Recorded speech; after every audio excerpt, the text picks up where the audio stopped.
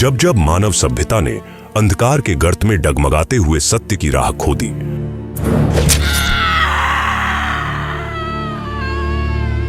तब तब भगवान ने अवतार लिया।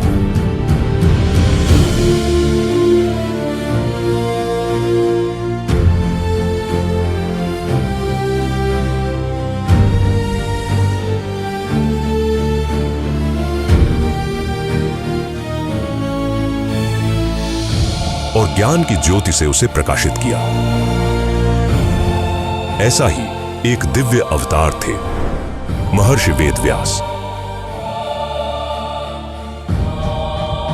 आज से हजारों वर्ष पूर्व द्वापर युग की समाप्ति और कलयुग के आरंभ के संधिकाल में जब धर्म अपने चार पायों से डगमगाने लगा था, तब यमुना जी के द्वीप में जन्म हुआ उस महाज्ञानी का जिन्हें हम श्रद्धा से व्यासदेव, वेदव्यास और कृष्ण द्वैपायन कहते हैं।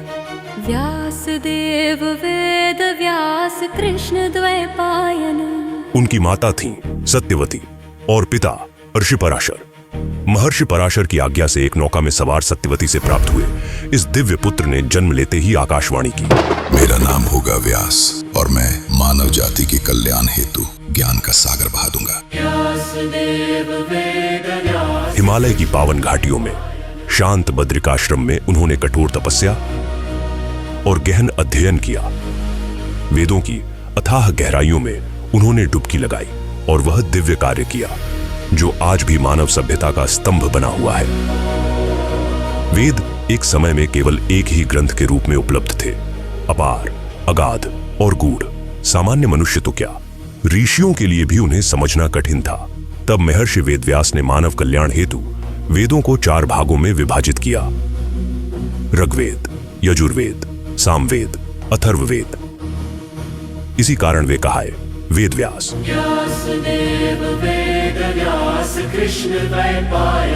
परंतु केवल वेदों के विभाजन से ही संतुष्ट नहीं हुए वेदव्यास। उन्होंने महाभारत की रचना की, संसार का सबसे पवित्र महाकाव्य। 1,00,000 श्लोकों में रचित यह ग्रंथ केवल युद्ध की कथा नहीं, बल्कि धर्म, नीति शास्त्र, भक्ति और मानव जीवन का संपूर्ण दर्शन है।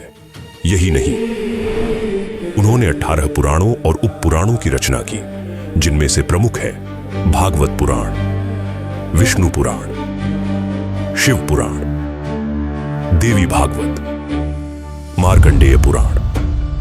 हर पुराण में उन्होंने अलग अलग भक्ति पथ को दिखाया।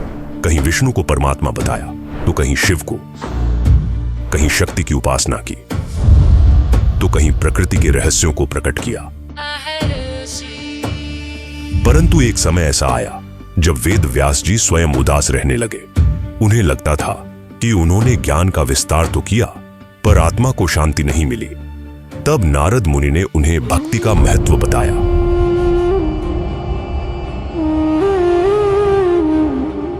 और फिर उन्होंने रचा श्रीमद् भागवत महापुराण, भक्ति का परम ग्रंथ। श्री कृष्ण की लीलाओं से युक्त यह ग्रंथ मनुष्य को मोक्ष के पथ पर अग्रसर करता है। श्री वेदव्यास ने केवल ग्रंथ नहीं रचे, उन्होंने एक परंपरा की शुरुआत की, ज्ञान की परंपरा। उनके प्रमुख शिष्यों में शुकदेव जी, जैमिनी, वैशंपायन, पैल और सुमंतु। श्री शुकदेव जी ने भागवत को राजा परीक्षित को सुनाया, जिससे भागवत श्रवण की परंपरा आरंभ हुई। महाभारत में जब धर्म और अधर्म के बीच युद्ध हुआ तो वेदव्यास ने उसे केवल इतिहास नहीं बल्कि चेतना की दस्तावेज के रूप में लिखा। उसी ग्रंथ में उन्होंने रखा श्रीमद्भगवत गीता, जो गीता केवल अर्जुन को नहीं बल्कि हर युग के भटके हुए मन को संबोधित करती है। हर वर्ष आषाढ़ पूर्णिमा को गुरु पूर्णिमा के रूप में मनाया जाता है। यह वही दिन है जब महर्षि वेदव्यास ने वेदों का वर्गीकरण पूर्ण किया था। तभी से वे माने जाते हैं आदि गुरु। वेदव्यास कोई मात्र ऋषि नहीं थे, वे एक अवतार है, वे एक परंपरा है, वे उस अमृता के प्रतीक हैं जो आज भी हर मंदिर, हर ग्रंथ, हर कथा और हर संत के जीवन में जीवित है। 7 चिरंजीवियों में से एक भगवान व्यास।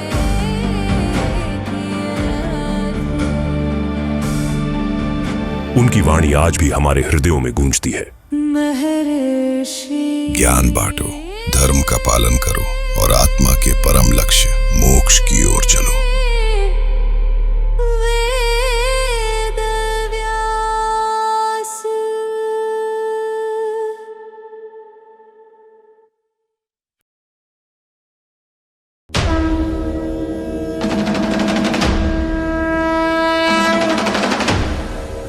व्यासाय विष्णुरूपाय व्यासरूपाय विष्णवे नमो वै ब्रह्मनिधये वासिष्ठाय नमो नमः।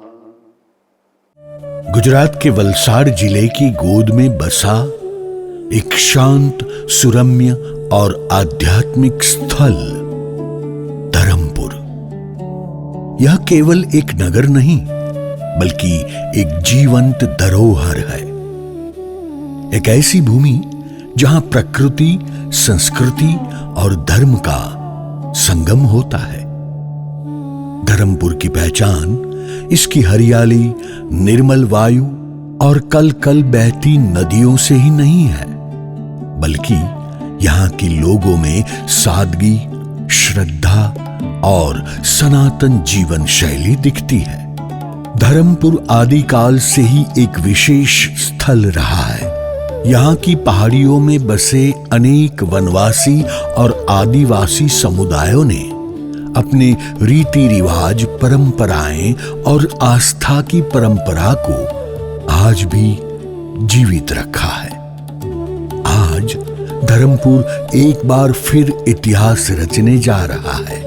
एक ऐसा युग आरंभ होने जा रहा है जहां यह भूमि भारतीय संस्कृति और अध्यात्म का एक नया केंद्र बनकर उभरेगी, जहां श्रद्धा और सेवा के संगम से एक नई रोशनी जन्म लेगी। और इसी पावन भूमि धरमपुर को अपना कर्म क्षेत्र बनाया एक साधक ने, एक सेवक ने, एक ऐसा व्यक्तित्व जो केवल नाम से नहीं अपने कर्मों से पहचाना जाता है। हम बात कर रहे हैं परम पूज्य शरद भाई व्यास, हमारे शरद दादा।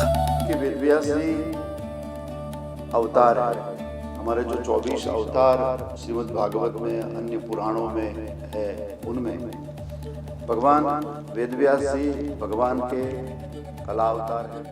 शरद दादा का जन्म सौराष्ट्र की पुण्य भूमि कुंभन महुआ नामक स्थान पर हुआ। बचपन से ही उनमें अध्यात्म, भक्ति और सेवा के बीज मौजूद थे। बाद में वे धरमपुर आए और यहीं से उन्होंने अपने जीवन की साधना की यात्रा शुरू की। आगे चलकर उन्होंने मुंबई संस्कृत विश्वविद्यालय से अपनी पढ़ाई पूरी की और फिर वे बन गए गुजरात के सर्वाधिक श्रद्धेय श्रीमद् भागवत कथाकारों में से एक। पूज्य दादा का भी परम स्नेह है कि गौ, ब्राह्मण, यज्ञ, भागवत इनमें परम श्रद्धा, परम स्नेह और ऐसी कृपा हुई कि हमें सानिध्यता प्राप्त हुई। इतने वर्षों से हमें ब्रज का अनुभूति हो रहा है, हमें वृंदावन की अनुभूति होती है उनके साथ, उनके पास रहने से। ऐसा स्पंदन यहाँ के वातावरण। उन्होंने 800 से भी अधिक श्रीमद् भागवत कथाओं का वांचन न सिर्फ भारत में बल्कि विदेशों में भी किया है। उनकी प्रसिद्धि उनके वचनों में नहीं, उनके विवेक और विनम्रता में है। शरद दादा का जीवन बहुत ही सादा, सरल और संयमित है। न कोई दिखावा, न कोई अहंकार। वे हर किसी से प्रेम और आदर के साथ मिलते हैं, चाहे वह भक्त हो, गरीब हो या साधु। धरमपुर की इसी धरती पर उन्होंने वर्षों से जन सेवा को अपना परम कर्तव्य माना है। हर वर्ष सैकड़ों निर्धन स्त्री पुरुषों के सामूहिक विवाह करवाना, यह कार्य वे पूर्ण निस्वार्थ भाव से करते हैं। केवल सेवा और अब बात उस संकल्प की जो शरद दादा की साधना और श्रद्धा का प्रतीक है। उन्होंने संकल्प लिया 10 वर्षों तक प्रतिदिन श्रीमद् भागवत यज्ञ करवाने का, और वह भी केवल रस्म के लिए नहीं, हर दिन विधिवत 3 योग्य ब्राह्मणों द्वारा पूर्ण वेद विधि से श्रीमद् भागवत यज्ञ करवाया गया। इस संकल्प को उन्होंने निष्ठा और श्रद्धा के साथ पूर्ण किया। यह कोई साधारण कार्य नहीं, यह एक युग प्रवर्तक तपस्या है, जहां शब्द नहीं श्रद्धा बोलती है, जहां नाम नहीं कार्य स्वयं गूंजते हैं। ऐसे है हमारे पूज्य दादा, जहां वाणी में मधुरता है, मन में भक्ति है और हृदय में सेवा है। उनका जीवन हम सभी के लिए एक प्रेरणा है कि संत होना केवल चोले से नहीं होता, वह तो कर्म, त्याग और नम्रता में प्रकट होता है। श्री वेद व्यास रचित श्रीमद् भागवत महापुराण हिंदू धर्म के अति महत्वपूर्ण ग्रंथों में से एक है, जिसे पुराणों का महारत्न कहा गया है। राजा, प्रजा, गुरु, शिष्य, माता पिता, भक्त और भगवान, परिवार व समाज के आदर्श रूप में जो कथा प्रस्तुत करती है, उस पावन कथा से समाज में आध्यात्मिक चेतना व आत्मज्ञान जागृत होता है। यह महाकाव्य मानव को परम सत्य की ओर ले जाता है। इस श्रीमद् भागवत को पूज्य दादा ने अपने प्राणों से भी अधिक प्रेम किया। उनकी हर सांस और प्रत्येक श्वास में श्रीमद् भागवत के अध्यायों की उच्छ्वास धारा प्रवाहित होती है। पर उनकी साधना यही नहीं रुकी। उनके भीतर एक संकल्प जन्म ले चुका था, एक ऐसा संकल्प जो केवल एक सपना नहीं था, बल्कि उनकी आत्मा की पुकार थी। हम तो पूज्य दादाजी के साथ बहुत वर्षों से जुड़े हुए हैं, इसलिए उसकी जो महत्वाकांक्षा, उसकी जो इच्छा है, उसकी जो इच्छा पूर्ति के लिए जो भगवान वेद व्यास जी ने ये मंदिर का निर्माण, वेद व्यास जी भगवान का निर्माण, मंदिर का निर्माण किया है, वो अच्छी बात है। हम बहुत खुश हैं। उनकी श्रद्धा की अग्नि थी। भगवान वेद व्यास जी के प्रति उनकी अखंड आस्था थी। व्यास मंदिर का स्वप्न जो है वो संपूर्ण शरद दादा ने अपने जीवन काल में देखा है, जो उनकी हृदय की बहुत गहराइयों से निकला एक स्वप्न है। और उन्होंने जब ये स्वप्न उनके जिह्वा पर आया, तब जब जो बड़े बड़े संत थे उनसे आज्ञा भी ली गई, उनके सामने इच्छा भी प्रकट की गई कि मैं ये मंदिर बनाऊं। और जिन्होंने ये सुना, बड़े बड़े संतों ने जिसने ये सुना, सभी ने बड़ी प्रसन्नता से कहा कि ऐसा कोई मंदिर व्यास जी का इस तरह पर होना चाहिए। इसलिए ये संरचना और ये संकल्पना व्यास मंदिर की गई है। पूज्य श्री वेद व्यास जी को कृतज्ञता अर्पित करने हेतु एक महान संकल्प लिया गया है। वैसे कुछ साल पहले जब से भागवत जी का यज्ञ शुरू हुआ, और वो संकल्प तो 5 साल का था, लेकिन फिर बढ़ाया गया और 10 साल का हुआ। तब से एक मन में एक विचार चल रहा था और संकल्प उठ रहा था कि ऐसी कोई अनुकूलता आ जाए तो एक अतिरुद्र महायज्ञ करना, और फिर कोई विशेष भगवान की कृपा हो जाए तो भगवान वेद व्यास का व्यासपीठ बनवाना। शरद दादा ने निश्चय किया कि जिस भगवान वेद व्यास जी ने हमें संपूर्ण वेद, पुराण, महाभारत और श्रीमद् भागवत जैसे अमृत ग्रंथ दिए, जिन्होंने भारतीय संस्कृति को शब्दों में गूंथ कर अमर कर दिया। आज उसी व्यास भगवान को समर्पित एक दिव्य मंदिर बनाया गया। एक ऐसा मंदिर जो न केवल स्थापत्य हो, बल्कि संस्कार, श्रद्धा और सनातन चेतना का केंद्र बना। और इसी संकल्प से जन्म ले रहा है व्यास मंदिर धर्मपुर की पुण्य भूमि पर। यह कोई साधारण मंदिर नहीं है, क्योंकि यह मंदिर केवल और केवल भगवान वेद व्यास जी को समर्पित है। यहाँ कोई और मूर्ति नहीं, कोई और आकार नहीं, केवल व्यास भगवान की दिव्य मूर्ति, जो हमें हमारे ज्ञान, धर्म और कर्तव्य की याद दिलाती है। शरद दादा का उद्देश्य केवल मंदिर बनाना नहीं था, बल्कि पूरे समाज को जगाना था। पहचानो उस ऋषि को जिसने सदियों पहले हमारी आत्मा को शास्त्रों के माध्यम से दिशा दी। यह मंदिर सिर्फ पत्थरों का ढांचा नहीं है, यह मंदिर है श्रद्धा का प्रमाण। यह मंदिर है संकल्प की शक्ति। यह मंदिर है सनातन भारत की आत्मा का साक्षात मंदिर। धर्मपुर की यह भूमि अब युगों तक गूंजेगी। व्यासाय विष्णु रूपाय, व्यास रूपाय विष्णवे। भगवान व्यास सत्य है, भगवान व्यास जीवन है, भगवान व्यास सूर्य है, भगवान व्यास चंद्रमा है, अचतुर्मुखो ब्रह्मा, भगवान व्यास ब्रह्मा है। चार हाथ ना होने के बावजूद भगवान व्यास नारायण है। त्रिनेत्र न होने के बावजूद भगवान व्यास भगवान शंकर है। पर कोई भी परिकल्पना तब तक संपूर्ण नहीं होती जब तक कोई उसे पुरुषार्थ से, निष्ठा से और निर्माण के समर्पण से साकार न करे।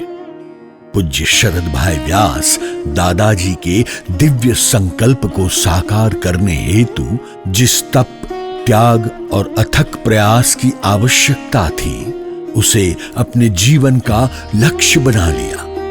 उनके सुपुत्र श्री आशीष भाई व्यास जी ने, जिन्होंने युवावस्था से ही अपने पूज्य पिता को गुरु मानते हुए पूर्ण समर्पण भाव से उनके पथ पर चलना प्रारंभ किया, आज उसी मार्ग के सशक्त पथिक बन चुके हैं।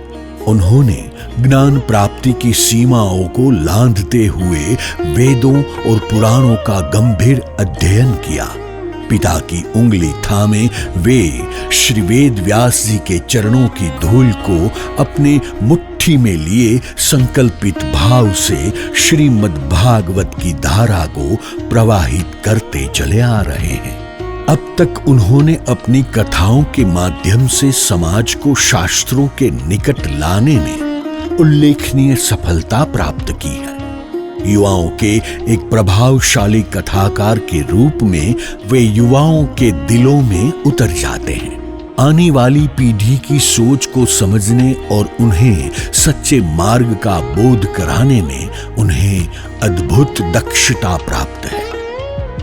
कि मात्र व्यासपीठ નથી, એ જગતની શ્વાસપીઠ છે અને જગતની વિશ્વાસપીઠ છે, એનું નામ છે વ્યાસપીઠ। धर्मपुर, जो उनका पैतृक और परम पावन धाम है, उसी भूमि को उन्होंने चुना इस महामंदिर के निर्माण के लिए।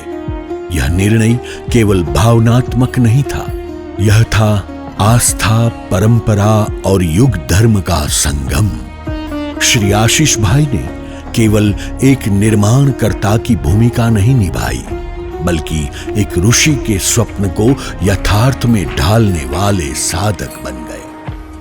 सब कुछ भगवान यानी शाश्वत भी है, वो अखंड भी है, वो आकारित भी है, वो निराकार भी है, साकार भी है, निष्कल भी है, सकल भी है, सब कुछ भगवान व्यास है। और उसी दृष्टि से जब जब आप भगवान व्यास का दर्शन करो यहाँ व्यास कुटीर में, तब उसी दृष्टि से करिएगा, उसी भाव से करिएगा कि मुझ में भी एक व्यास है जो विस्तार। हर पत्थर में उन्होंने श्रद्धा जोड़ी, हर योजना में उन्होंने शास्त्र सम्मत विचार जोड़े और हर निर्णय में उन्होंने केवल एक ही बात रखी, यह मंदिर भगवान वेद व्यास जी की महिमा का प्रतिरूप बने।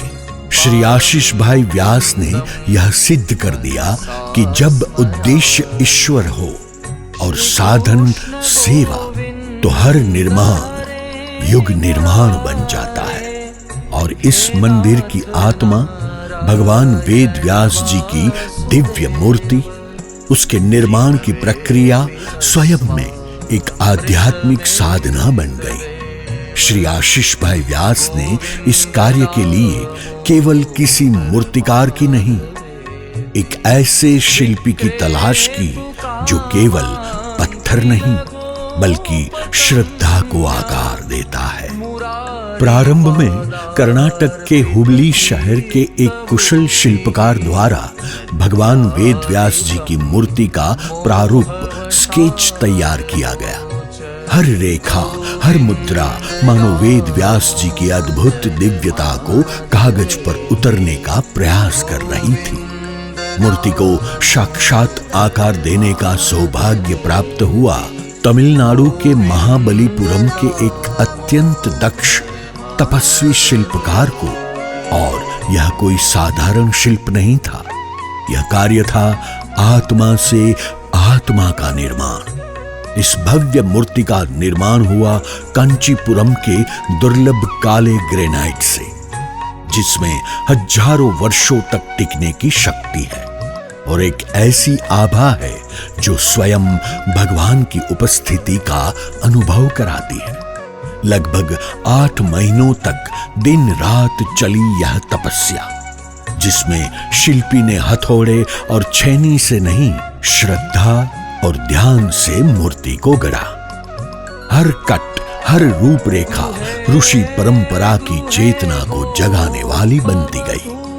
मूर्ति जब पूर्ण हुई तो केवल एक आकार नहीं था सामने, बल्कि ऐसा लगा मानो वेद व्यास जी स्वयं मूर्त रूप में प्रकट हो गए हों। इस दिव्यता से भाव विभोर होकर चेन्नई के भक्तों ने मूर्ति का पूजन और अर्चन किया। वेद मंत्रों की गूंज के बीच पुष्पांजलि और आरती के साथ उस मूर्ति को जैसे देवत्व का आमंत्रण मिला। फिर वह शुभ दिन आया जब श्रद्धा और सम्मान के साथ इस दिव्य मूर्ति को उसके गंतव्य पवित्र स्थल धर्मपुर लाया गया। यह केवल एक मूर्ति की यात्रा नहीं थी, यह शब्द से साक्षात्कार की यात्रा थी। वेद व्यास जी जो अब तक ग्रंथों में थे, अब प्रत्यक्ष रूप में हमारे बीच विराजमान हो चुके हैं। जब यह मूर्ति धर्मपुर पहुंची और यथास्थान पर स्थापित की गई, तब पूज्य शरद दादा, श्री आशीष भाई व्यास एवं श्री प्रद्युमन जी तीनों ने जब उस मूर्ति को निहारा तो जैसे चकोर चंद्रमा को निहारता है, वैसे ही उनकी दृष्टि ठहर गई व्यास भगवान के उस शांत, तेजस्वी, तपस्वी रूप पर। क्षण भर में मन भावनाओं की लहरों में बहने लगा और हृदय आनंद की गंगोत्री में डूब गया। वर्षों का तप, वर्षों की साधना, वर्षों का स्वप्न आज साकार रूप में आंखों के सामने खड़ा था। उनकी आंखें भावनाओं के सागर में डूब गई और हृदय आनंद की गंगोत्री में स्नान करने लगा। एक क्षण में भावनाओं का बांध टूट पड़ा और उनकी आंखों से खुशी के अश्रु मोती बहने लगे।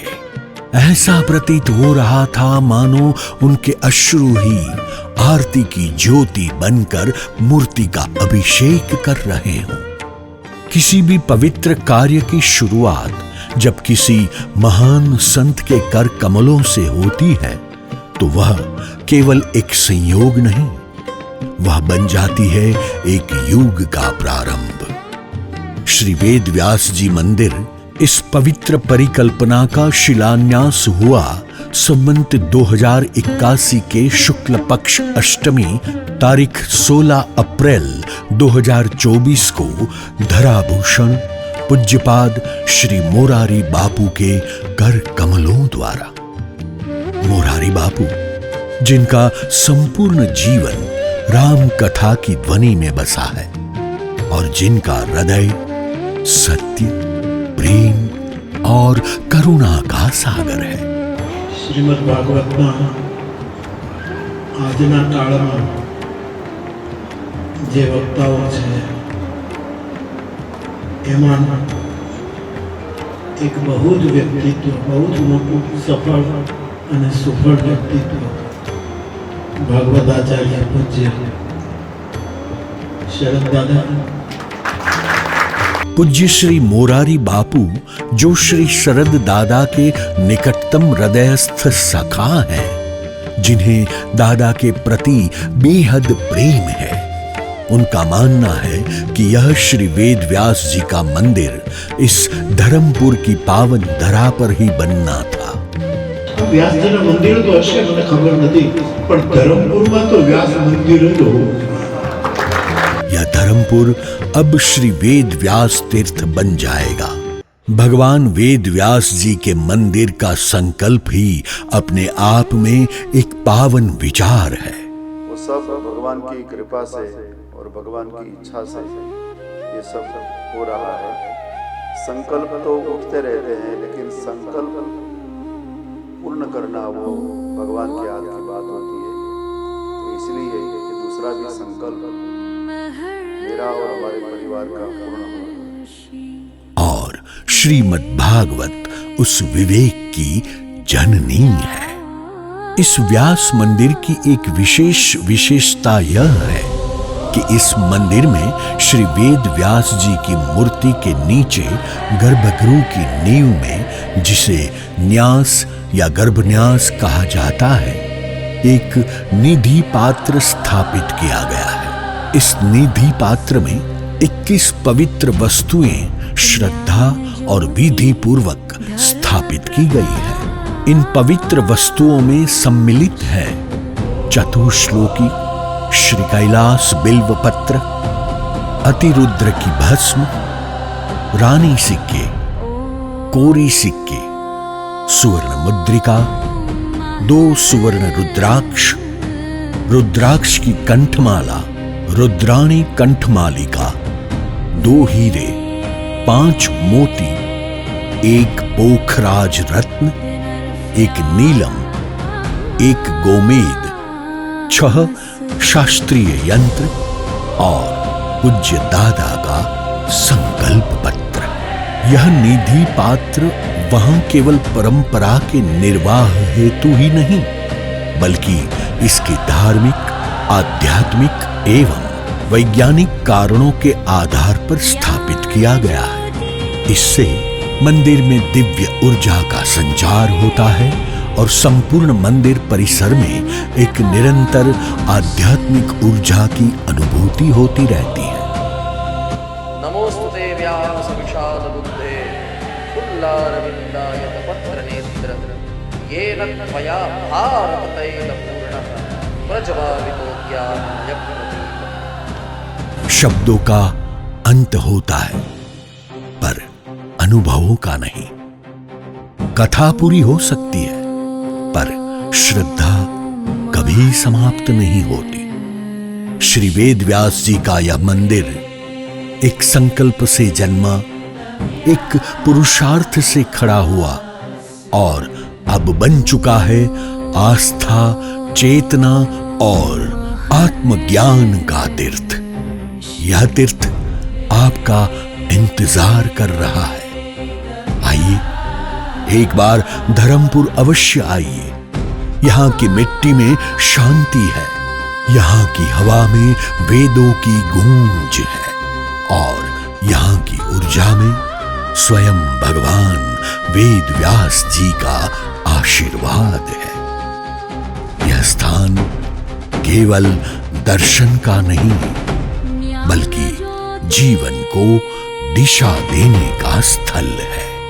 और अंत में श्री वेद व्यास जी के चरणों में नमन करते हुए नारायणं नमस्कृत्य नरं चैव नरोत्तमं देवीं सरस्वतीं व्यासं ततो जयम् उदीरयेत्।